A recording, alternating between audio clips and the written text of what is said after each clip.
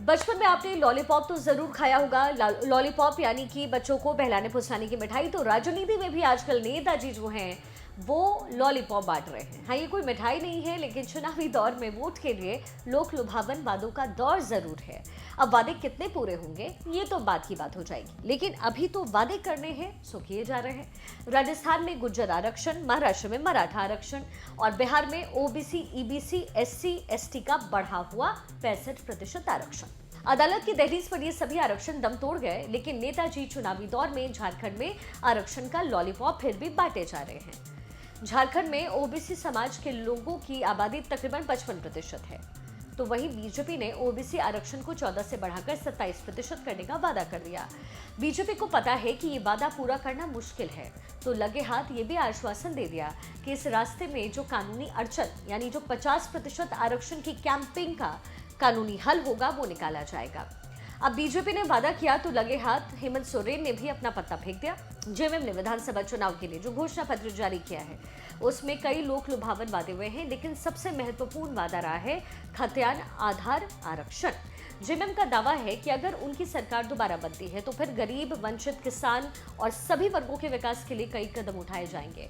JMM ने अपने घोषणा पत्र में शिक्षा, स्वास्थ्य, रोजगार और बुनियादी ढांचे के क्षेत्र में बड़े बदलाव लाने का ऐलान किया है, वादा किया है। पार्टी ने गरीबों को मुफ्त इलाज, न्यूनतम आय की गारंटी, पेंशन जैसी जो कई योजनाएं हैं उसकी घोषणा की।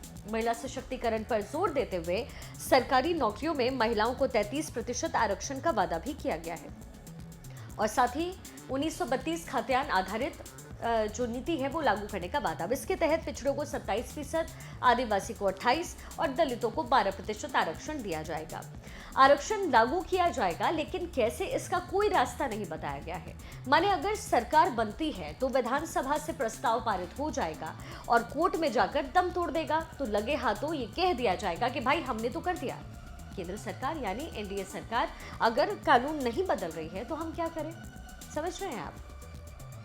यदि कहानी वही है, सहूलियत की राजनीति, सुविधा की मजबूरी, वादे पूरे हुए तो हम और जो ना हुए तो दूसरों का नाम लेकर जताएंगे गम।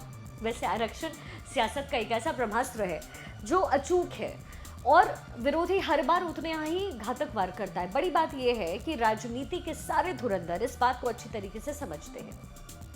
आरक्षण और संविधान पर विरोधी नैरेटिव का खामियाजा बीजेपी लोकसभा चुनाव में भुगत ही चुकी है। आप जानते हैं, तब विपक्ष ने ऐसा मायाजाल बुना कि सब ये मान बैठे कि इस बार बीजेपी सत्ता में अगर आती है तो संविधान बदल देगी और आरक्षण भी मिटा देगी। हाँ, ये बात अलग है कि ना ऐसा कोई कर सकता है और ना ऐसा हुआ है।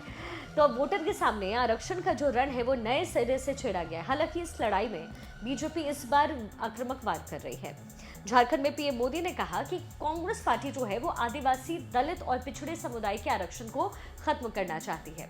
राजीव गांधी के समय में कांग्रेस पार्टी की तरफ से जो विज्ञापन जारी किए जाते थे उसमें दलित, पिछड़े, आदिवासियों का अपमान होता था, ऐसा उन्होंने कहा।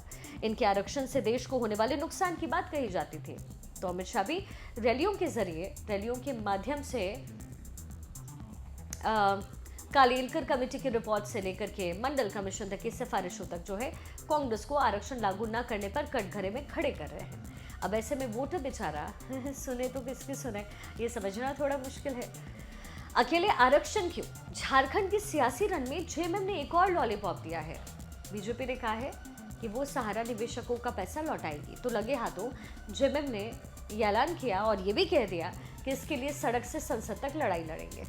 तो सवाल यह है कि जब अपने हाथ में कुछ है ही नहीं तो फिर वादे क्यों?